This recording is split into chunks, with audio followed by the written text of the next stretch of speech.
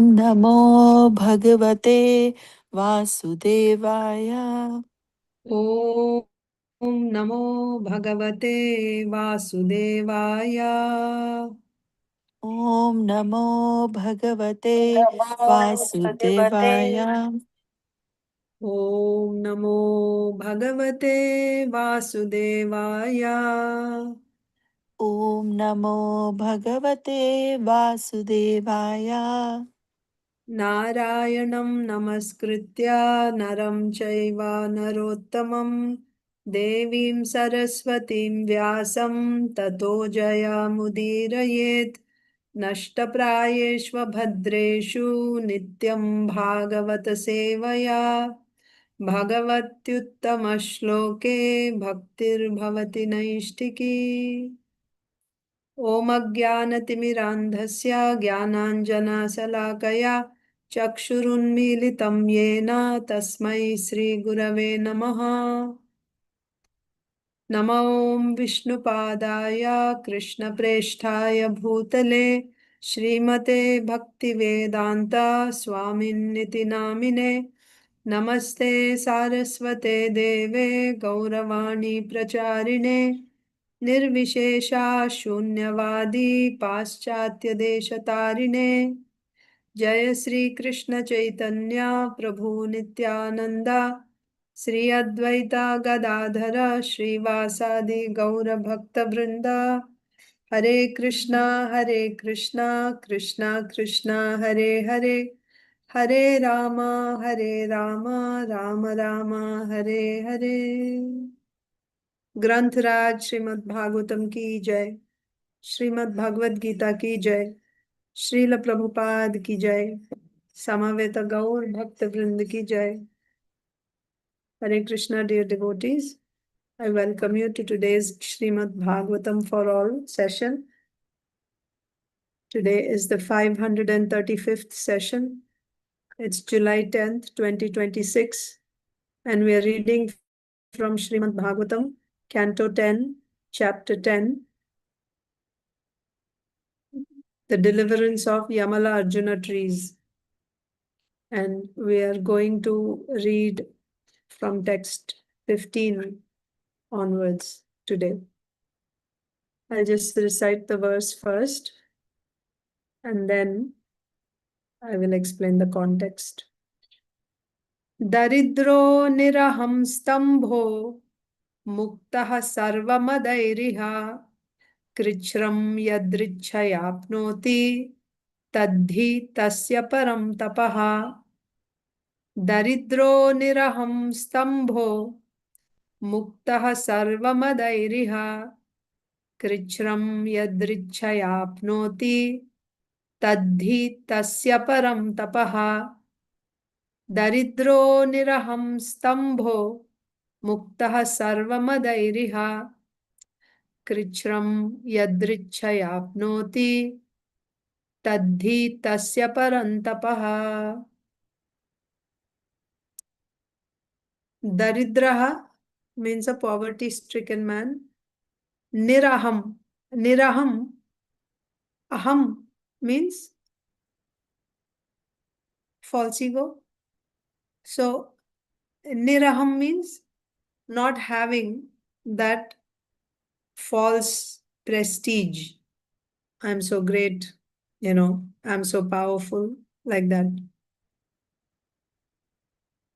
In other words, he will be humble because he's a poor man. Daridro nirahaṁ-stambho. So he is automatically freed from false prestige. Muktaḥ, he is liberated or he is free from what? Sarva-madair. Mada, all types of intoxication. He is free from all types of intoxication. Iha, in this world. Kṛcchraṁ yadṛcchayāpnoti. Kṛcchraṁ,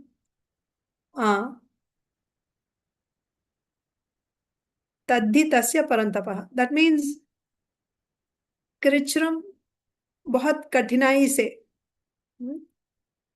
यदृच्छया, somehow or other, किसी ना किसी तरह से, आपनोति, he acquires, whatever, because he's a poor man.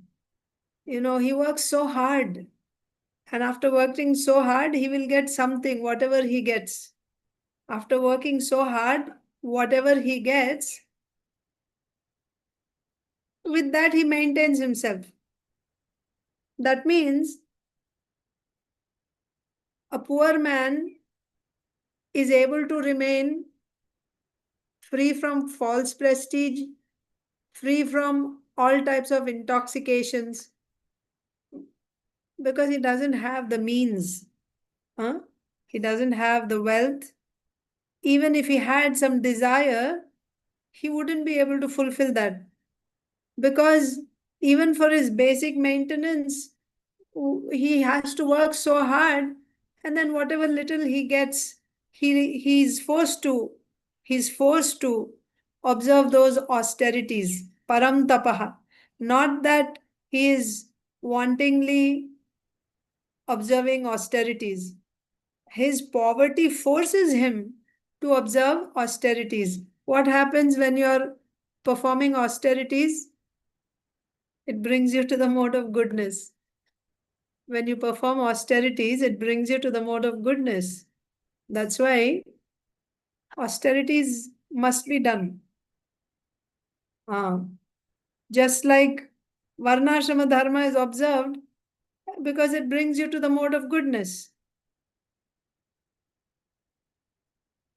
So austerities also bring you to the mode of goodness.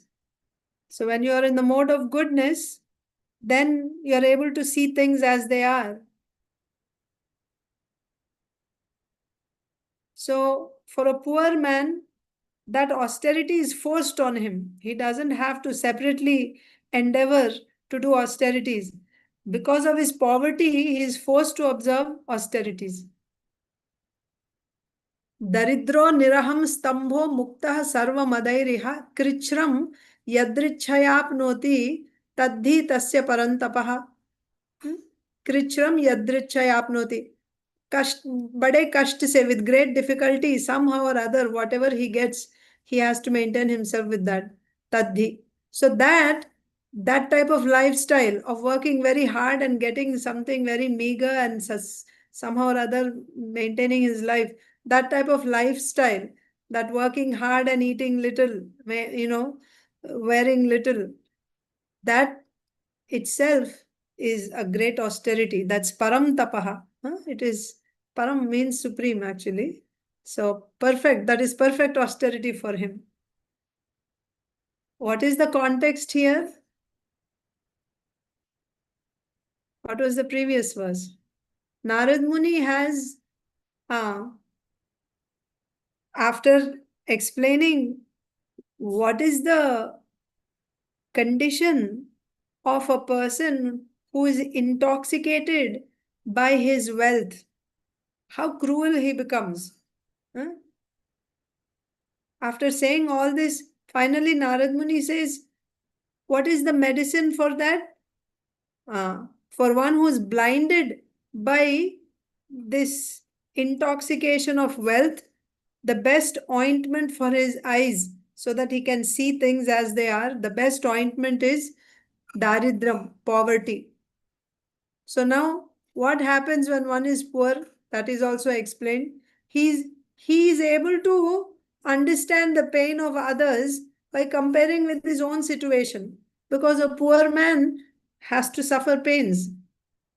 So one analogy is also given, the way when a person is pricked by a thorn himself, by seeing another person's face who is pricked, simply by his expression, he can understand what is the pain that person is going through.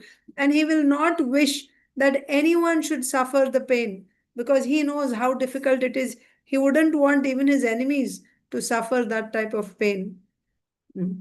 So then that leads to today's verse saying that a poor man, so daridro nirahaṁ-stambho muktaḥ sarva-madair kṛcchraṁ yadṛcchayāpnoti taddhi tasya paraṁ tapaḥ. Now let's read Srila Prabhupada's translation and purport. A poverty-stricken man must automatically undergo austerities because of his poverty. he doesn't have a choice. A poverty-stricken man must automatically undergo austerities and penances because he does not have the wealth to possess anything. Thus, his false prestige is vanquished. He remains humble. His false prestige is vanquished. Always in need of food, shelter, and clothing. You can hear how there's like 10 people, I heard even like 15 people living in one small room, living in one room, family, you know. So, and people who come from such a background, they understand the difficulties. They will not have big demands. They can adjust because they can understand the pain, they can understand the difficulty. So a poverty-stricken man must automatically undergo austerities and penances because he does not have the wealth to possess anything. Thus his false prestige is vanquished. Always in need of food, shelter, and clothing, he must be satisfied with what is obtained by the mercy of providence. He just have to accept whatever comes by providence. He doesn't have a choice. Sometimes he doesn't get a meal for 2 days. Every third day, one person told me that there was a time in his life when he would only eat every other day or every third day. Once a day they would cook. That's it. Poverty.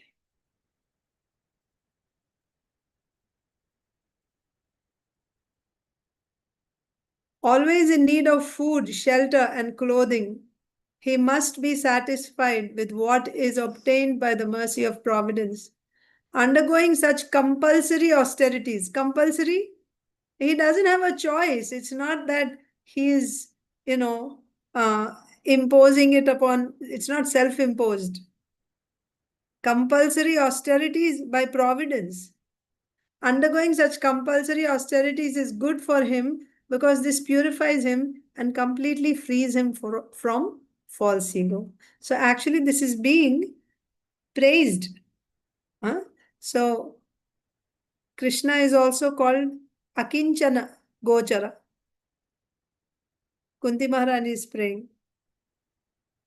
One who does not have any material assets, he can call out to Krishna very feelingly. But one who has a lot of material assets, wealth, high birth, high education, beauty, that will bring pride.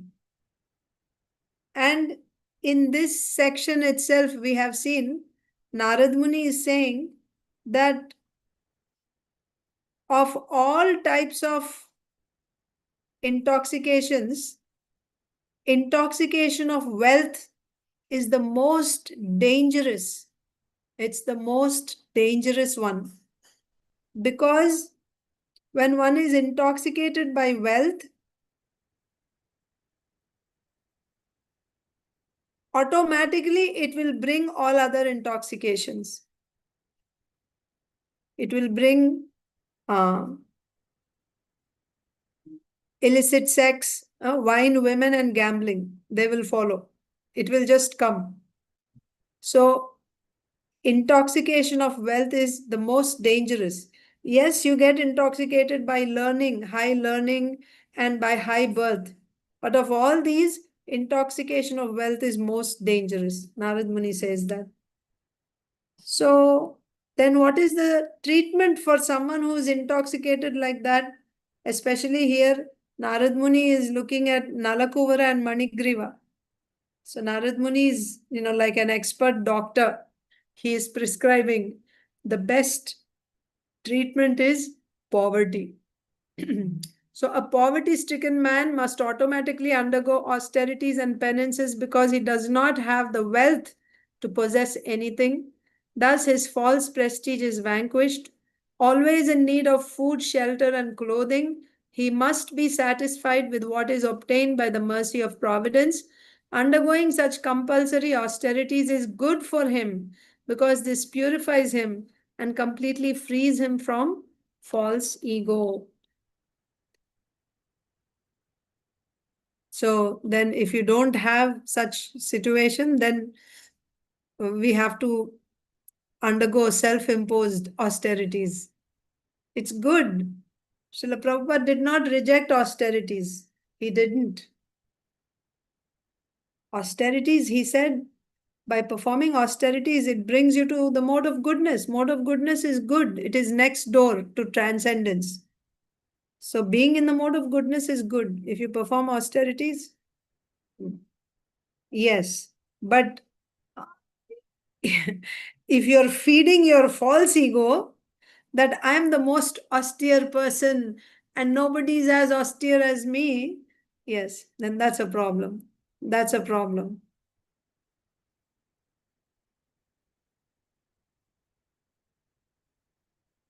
But that does not mean you cannot throw the baby out along with the bath water. Or because by performing austerities, I'll become proud, so I'll just throw out the austerity and I will criticize everyone who's doing austerities because, you know, this will make me proud. Same, they give the same, logic about studying also. Oh, you study too much, then you become proud. So better don't study and, and remain humble. You won't remain humble by remaining ignorant. Who told you that? You'll remain humble by remaining ignorant. A person who's actually learned, he becomes really humble because he sees things as they are, who's actually learned. Vidya Vinaya Sampanne. See? Vidya Vinaya Sampanne. Vinay will come with Vidya. When you're actually learned, you'll become humble. It's not that when you become learned, you'll become proud. Similarly, austerities also are required. Why Srila Prabhupada said simple living, high thinking? Simple living? Simple living means what? Self-imposed austerity, simple living. Eat simple, live simple, wear simple, work simple. Yes, livelihood should be simple. It shouldn't be so complex, demanding so much of your time and energy. It shouldn't be like that. Then you have ample time and your consciousness is also clear for high thinking. Simple living, high thinking. So let's read the purport. So compulsory austerities for a poor man, it's good.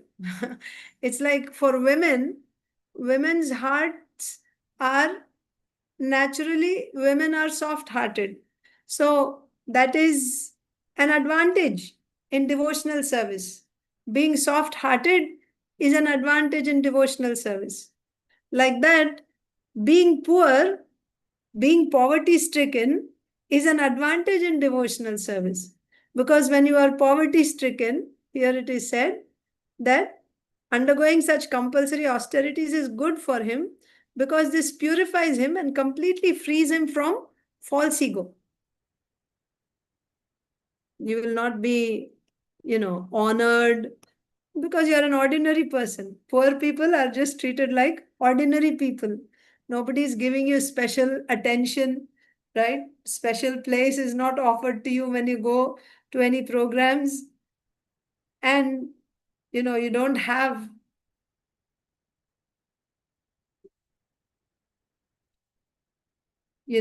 nothing to show off. So you remain humble. Purport. A saintly person voluntarily, see, voluntarily accepts a state of poverty just to become free from material false prestige. This material false prestige is so detrimental. It is so dangerous. We've read, this is text 15, but we started reading from text 8 about false prestige, how it degrades a person's consciousness.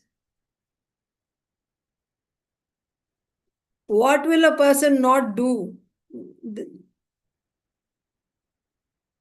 for the sake of this false prestige? Actually, the thing is, when you become intoxicated by wealth and false prestige, what happens is you become addicted to different types of sense gratification.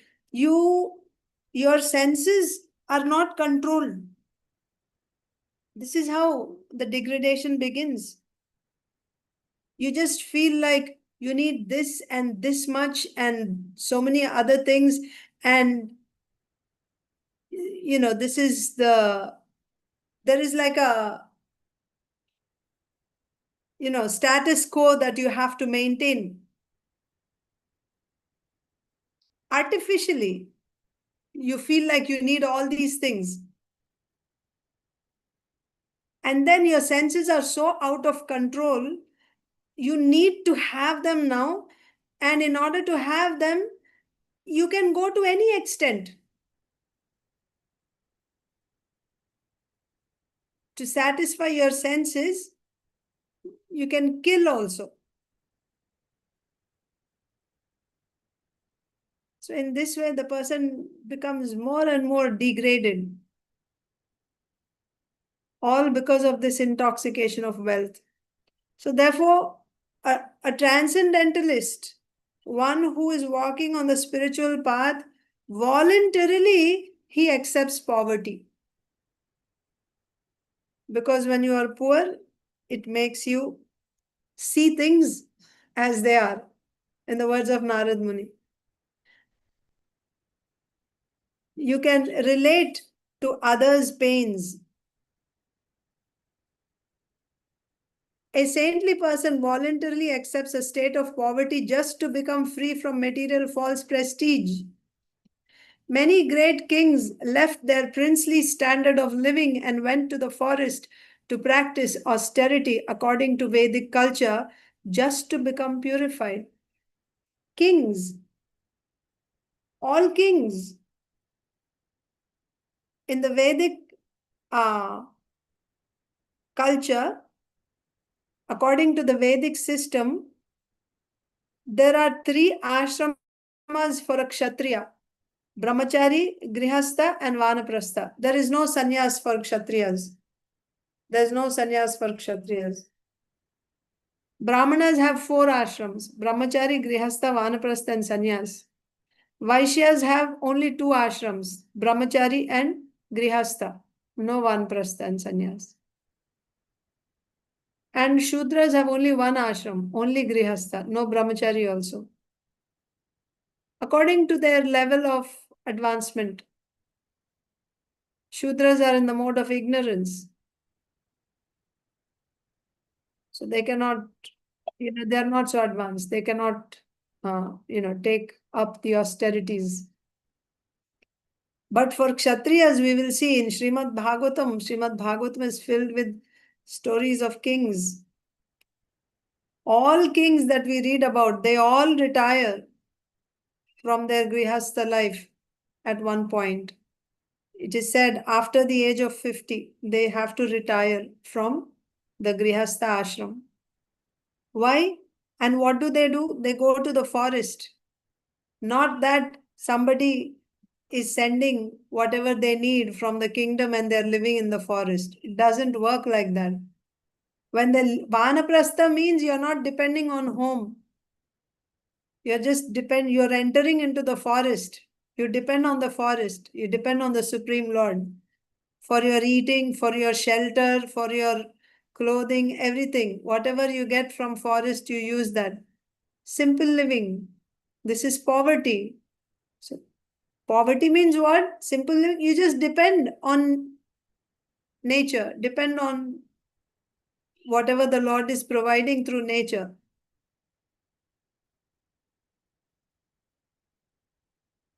Why? Why one has to accept poverty? It purifies you. It brings you to the mode of goodness. It removes your madness, material intoxication, material madness. You see, if I tried asking, but if I said, let us not use the Wi-Fi or any sort of internet for 1 month. As a family, how many families would come forward to accept that? Nobody would be able to do it. Would be able means because there's family members, even if you wanted to, others will say, no, no, no, it's not possible. No, no, no, no. What to speak of if I said, let's not use electricity for 1 month? Oh, out of question. Or what if I said, let's not use any gasoline for 1 month? How will we survive? However, all these things are artificial. They are not real needs. When they are imposed on you forcefully, it happens in America also sometimes. But in India, not so much now. I guess now we have these inverters. Even when the electricity goes out, you don't even know because you have an inverter at home. 24 by 7, 365 days, electricity goes on. But otherwise, there are these power cuts. That's good, It uh, it makes you face reality. At night, we have these lights, artificial lights, tube lights, and air conditioners, and fans, and everything. You're not really in touch with the reality. But when you're not depending on any of these things, you'll be dependent on nature. Your activities will be done in harmony with nature. These things are all modes of passion and ignorance. So what I was trying to say was that sometimes you may have this experience, even in America, maybe sometimes the electricity goes out. And then all of a sudden, all the family members now, because they don't have anything else to do. Let's say it's in the night, there's no electricity, so you cannot do anything on your phone or on your laptop or anything.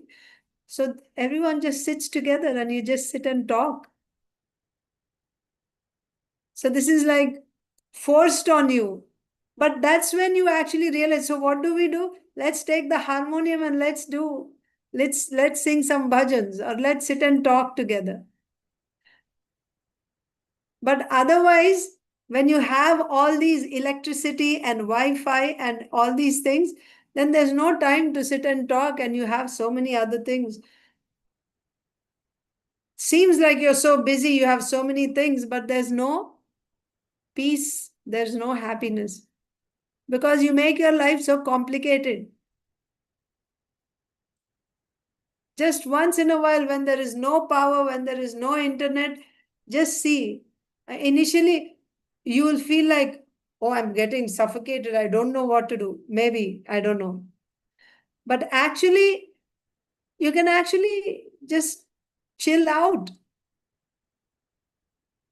That's mode of goodness.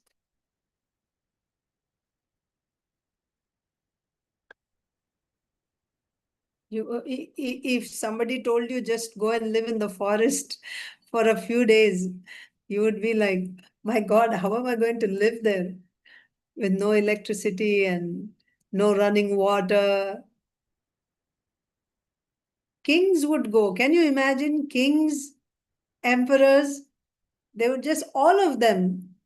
Pandu Maharaj went, Dhritarashtra Maharaj finally, by Vidura's instruction, he left finally at the fag end of his life, but he did go. The Pandavas left. Parikshit Maharaj left. Bharat Maharaj. All the kings you see in Bhagavatam. Swayambhuva Manu, Uttanpad Maharaj. Everybody left. Dhruva Maharaj. Why? Because this is purifying. It purifies you. Many great kings left their princely standard of living and went to the forest to practice austerity according to Vedic culture just to become purified. Simple living is important. That's when we will come to the mode of goodness. We shouldn't think that I will live like this, in this, the current existing lifestyle, and I will also be progressing nicely in spiritual life. It won't happen.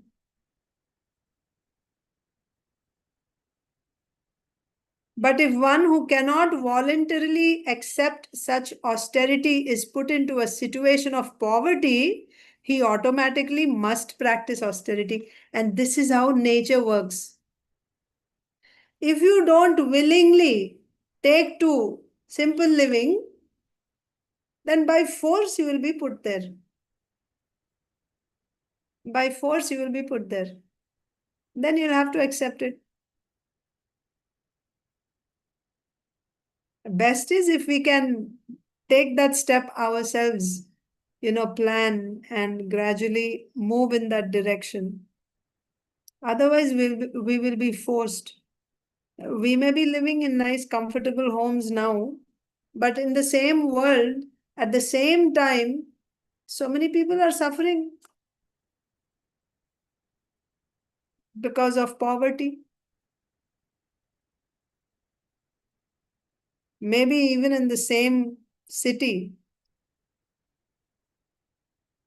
not some other country. So if we don't move in that direction, then we'll be forced to do it. That's the point. But if one who cannot voluntarily accept such austerity is put into a situation of poverty, he automatically must practice austerity. See? See? Who says? Srila Prabhupada says, why you should put words in Srila Prabhupada's mouth? Just accept what Srila Prabhupada is saying. Srila Prabhupada never wanted us to observe dry austerities. What do you mean by dry austerity?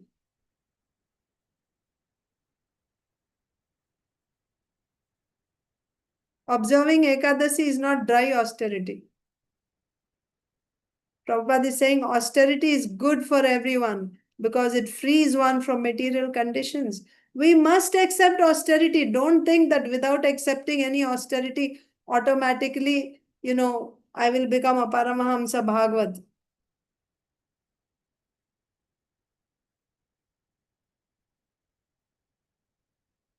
Of course, we don't do all austerities. We accept austerities that are favorable for Krishna consciousness. So observing fasting on Janmashtami, full fast, this is prescribed. Actually, every Ekadasi, full fast. That is the system. But because we are not able to do it, then okay, at least once a year, Pandav Nirjala Ekadasi, you fast. If we don't even encourage somebody to do it, how anyone will have the, what do you say, will have a, that impetus to do it.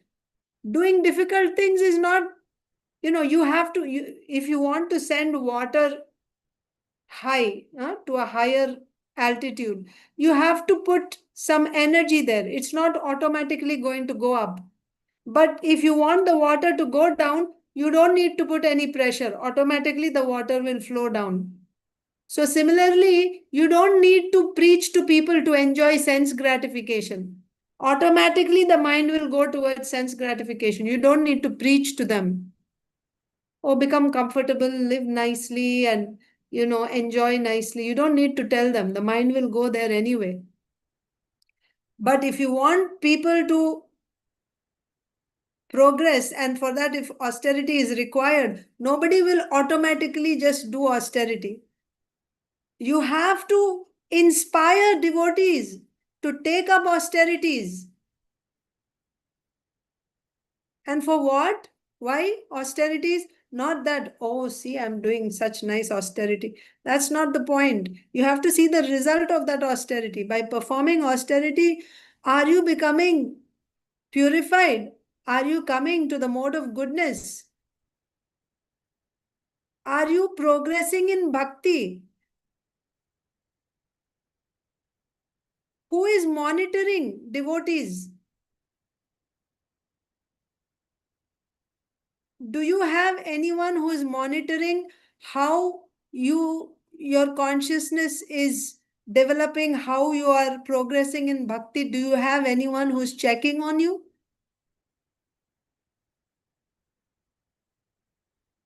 Who's guiding you? Or are you guiding another person? How this person is progressing in bhakti, how the consciousness is improving? Leaders means that's what they're supposed to do. We shouldn't just use the devotees or congregational members to just, they'll come and I need this work done. So I'll use them. Okay, my work is done. Good. Finished. That's not all.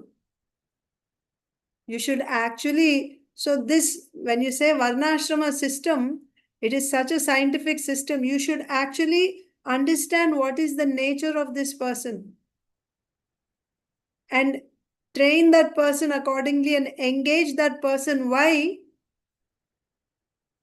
When you engage a person according to his nature, he will be able to stick to his dharma. Even when there is difficulties, he will be able to stick to that dharma because it is his nature. And by sticking to his dharma and offering the result of whatever he's earning to Krishna, he's progressing. He's coming to the mode of goodness and being in the association of devotees. And another thing is, it will increase his taste for Shravanam Kirtanam, direct devotional service. So when we are leaders, it is very important for us to guide people towards Krishna consciousness. It's very important. We cannot preach against what is there or what the Acharya has said or what is said in the scripture. You cannot preach because it's just convenient for you or because you are not able to do it, so you will justify that. No need to do. No. Austerities are important. You see, in early days of ISKCON also, how much austerity devotees were doing and how enthused they were in Krishna consciousness, how enthusiastic they were in Krishna consciousness.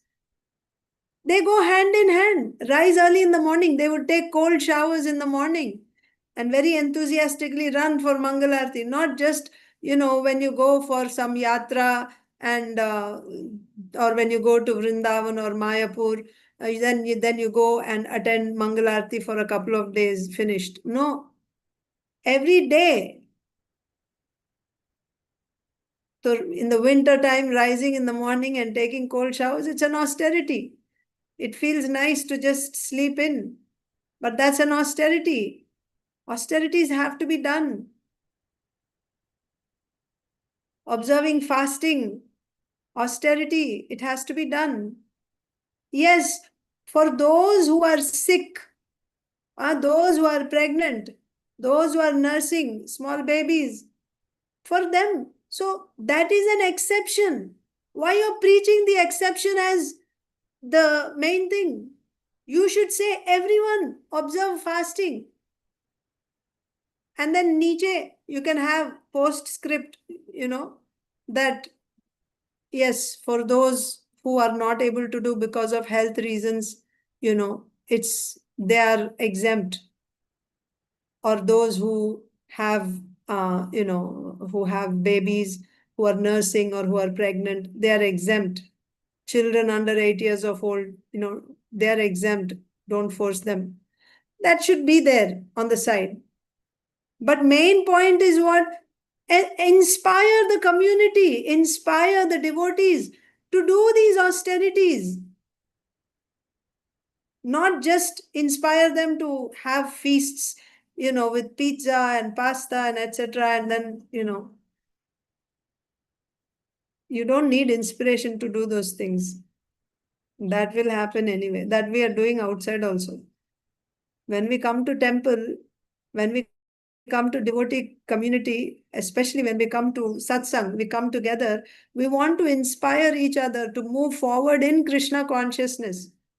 It's not just a social gathering where you come together and eat together and enjoy and then go back and continue your life. What have you achieved?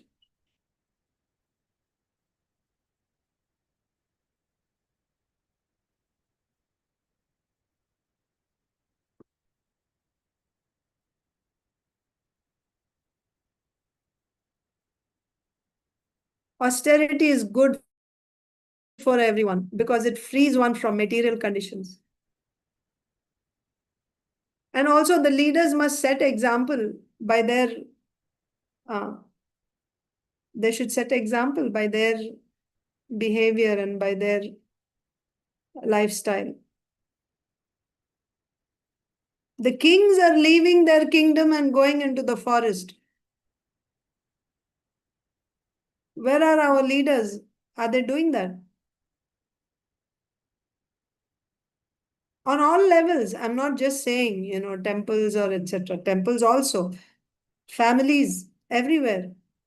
At different, we are leaders at different levels. Then what is the guideline for us? Scripture is the guideline. Srila Prabhupada's purports are our guideline. His instructions are there.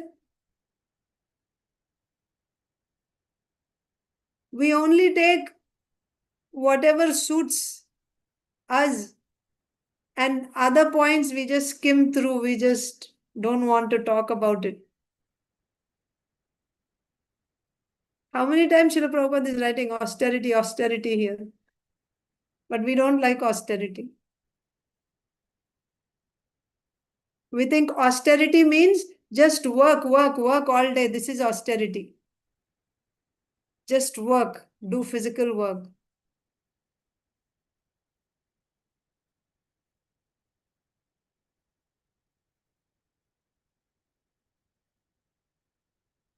Reading Bhagavatam every day, okay, that's also austerity. Do that.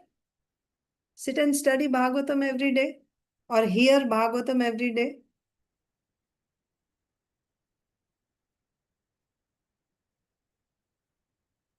If we don't follow the system the way it is given to us, we are not going to get the result. Don't be in illusion thinking that, I will do the way I like and still I'm going back to Godhead.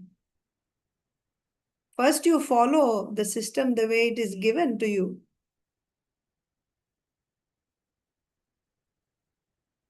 Krishna is not, he'll give the result, of course. He'll give the result if we did it. We should be concerned about what we are doing. Are we actually following?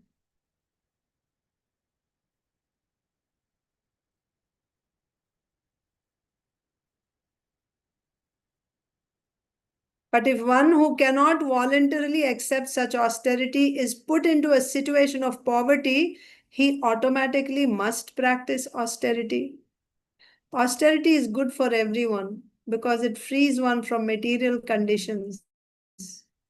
Therefore, if one is very much proud of his material position, putting him into poverty is the best way to rectify his foolishness.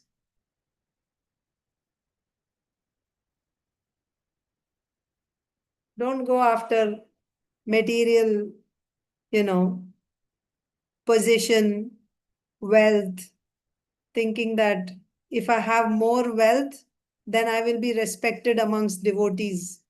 I will be given good position because of my wealth. This won't give you spiritual advancement, devotional advancement, this type of mentality. Rather, if you are fortunate, then you will get the mercy of a devotee, just like Narada Muni is blessing here, Nalakuvara and Manigriva. And what will be that mercy? Putting you into poverty, so that you'll be shaken out of your madness, out of your intoxication of wealth, position.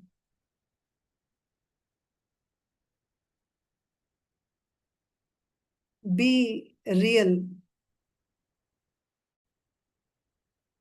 That's actually a great fortune if we are actually, Prabhupada says, uh,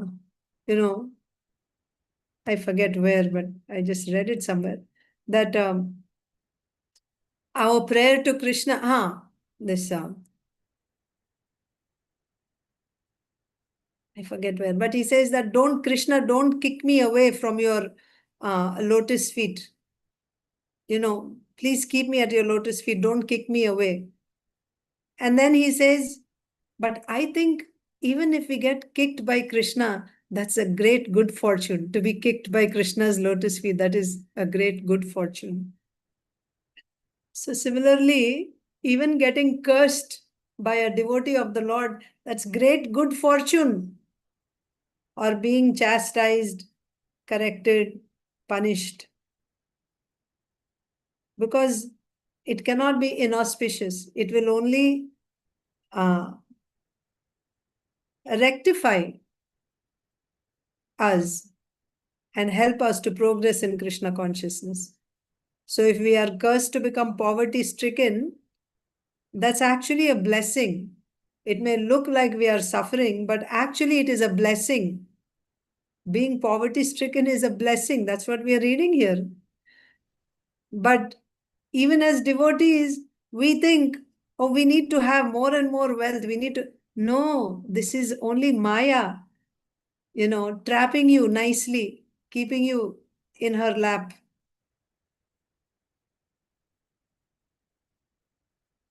Cheating you of bhakti. Because we don't have time for bhakti. We will not have. Both things don't go together.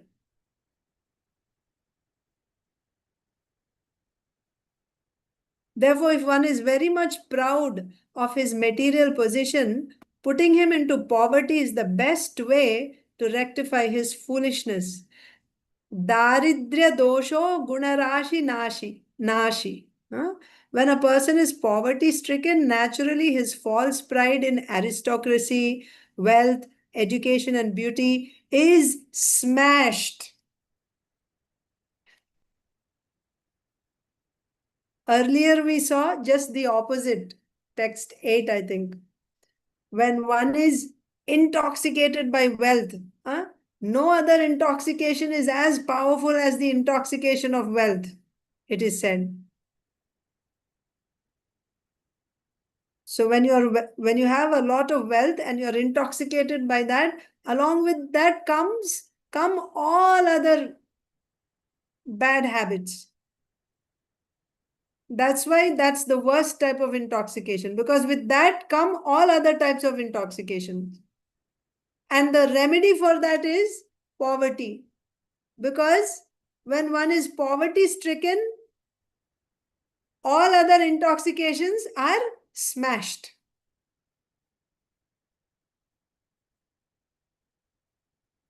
Daridrya dosho gunarashi nashi. When a person is poverty stricken, Naturally, his false pride in aristocracy, wealth, education, and beauty is smashed. Thus corrected, he is in the right position for liberation. See? So that means your madness. What is this madness? It is just already we are intoxicated because we are acting under the influence of false ego, falsely identifying ourselves as these bodies. And on top of that, now you have another coat, another layer of intoxication, of wealth. That means we are stuck more and more, deeper and deeper. We are just getting, in this ignorance. But if we are forced to become poor, then this is a blessing because it destroys all our, different types of intoxications we may have about high learning and high birth and beauty and whatever. It will smash all these intoxications and it clears our way to liberation. Of course, remember, Srila Prabhupada said, it's not that all poor people are becoming good and there are, no. Most important point is you need to get the mercy of a devotee. Until and unless you get the mercy of a devotee, simply by being poor, nobody is going to become good. What to speak of become devotees? No.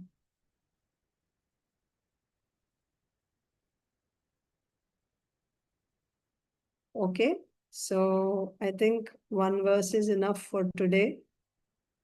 We went pretty slow.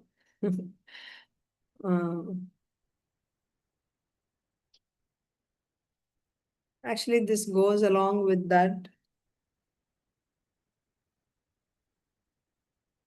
But it's time now. Yeah, we will read it tomorrow. It's okay. And I told you yesterday that I will explain in Bhagavad Gita, I will explain to you text 3 and 4. I will just share with you my notes and we will read through it. If any explanation is needed, I will explain. Otherwise, I think just reading it will help. 13, text 3 and 4 of the 15th chapter. We read Srila Prabhupada's purport already. So this is the verse. Na rupamasyeha tathopalabhyate nanto na chadirna cha sampratishtha ashvattamenam suvirudhamulam asanga shastrena dridhena chitva tatah padam tat parimargitavyam yasmin gatana nivartanti bhuyaha tameva chadyam purusham prapadye yatah pravrittih prasrita purani. So this is the translation, Srila Prabhupada's translation. The real form of this tree cannot be perceived in this world. No one can understand where it ends, where it begins, or where its foundation is. But with determination, one must cut down this strongly rooted tree with the weapon of detachment. Thereafter, one must seek that place from which, having gone, one never returns. And there, surrender to that Supreme Personality of Godhead from whom everything began and from whom everything has extended since time immemorial. So there will be some typos. I will just be reading it, okay? This universe is extensively expanded with various kinds of bodies. It is hard to tell the beginning or end of this tree. So when you say here, it's about, see, this tree is like you have a tree, I have a tree, we all have a tree. Okay, so it is your material existence, my material existence. That is this tree. That means sometimes I got bodies in higher planets, sometimes I got bodies in lower planets, and now I have a body in the middle planet, like that. But I'm just going up and down. That's my tree. Where this tree started, where it is ending, nobody knows. Huh? This universe is extensively expanded with various kinds of bodies. It is hard to tell the beginning or end of this tree because it is so spread out with new roots and branches that we don't know which root is produced from which branch. So you remember, only from certain branches. So the branches are bodies, different material bodies in the entire universe. The branches of the tree are the bodies. Only in human body do you, so you have karma, right? You create karma in human body, and as a result of that karma, now you get new bodies. So certain branches of this tree, that means human bodies, they produce these secondary roots, which again produce new branches. So, but then so many new branches are coming, and again from certain branches, again secondary roots are coming, again new branches are coming. So it's hard to tell where it all started. It's just very extensive. The Lord is saying that this tree is spreading all over and we cannot know the beginning or end.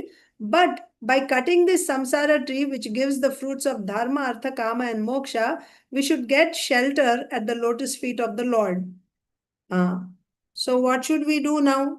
The tree is very extensive. My material existence, you cannot trace out where it started and what were all the lives that you took, different forms of the body. You cannot trace all that out. But what is that you are expected to do? You are expected to cut this samsara tree. Because this tree is giving you the fruits of dharma, artha, kama, and moksha. You are supposed to cut this tree. We should get, and after cutting this tree, we should get shelter at the lotus feet of the Lord. We must get shelter of that Supreme Person from whom this entire creation begins. Every person's life has this tree. This tree is our samsara. We must cut it. If we stay in this tree and roaming about means just traveling from one body to another throughout the universe, from one planet to another planet, life after life after life.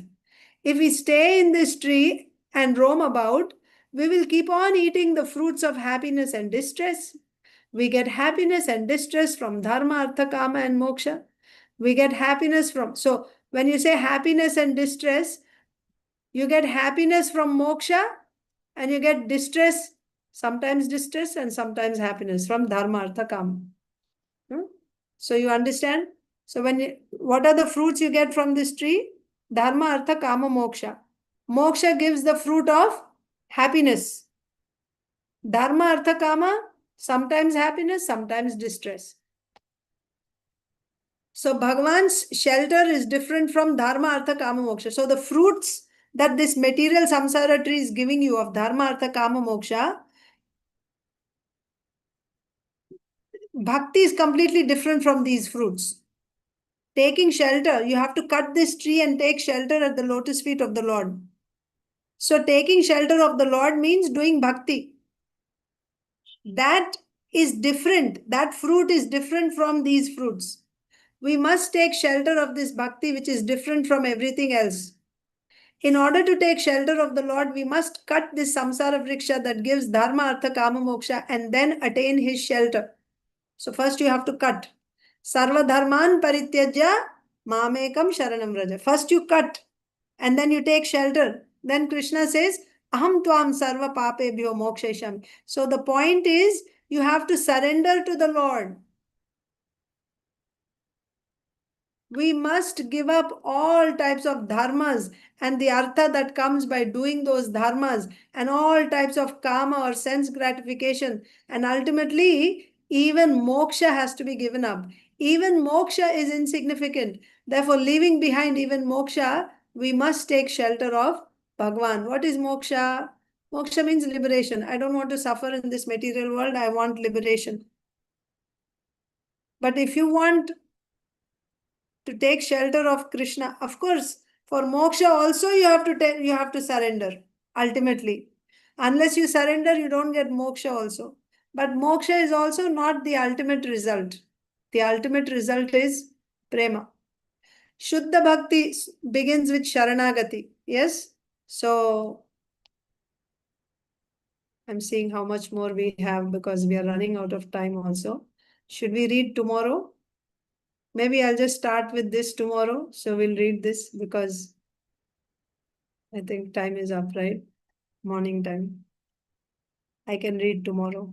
And maybe I will also show you with the diagram, the transcendental diagram. This is a very important point. I'll just tell you in words without showing the notes. But you see, absolute truth is realized as Brahman, Paramatma, and Bhagavan. Jnanis, their goal is Brahman. Ashtanga yogis, let's say their goal is Paramatma. Bhaktas, devotees, their goal is Bhagavan. So, whether you're following Jnana Marga or you're following Ashtanga Yoga to realize Paramatma, or you're following Bhakti to realize Bhagavan, in all three cases, until and unless you surrender, Sharanagati, until and unless you surrender to the Lord, you don't realize the absolute truth. Even for you to get Brahma Prapti, you have to surrender to Bhagavan. You have to surrender to Bhagavan. What is that surrender to Bhagavan? That means you have to do exclusive bhakti. You cannot be depending on some karma, some jnana. No.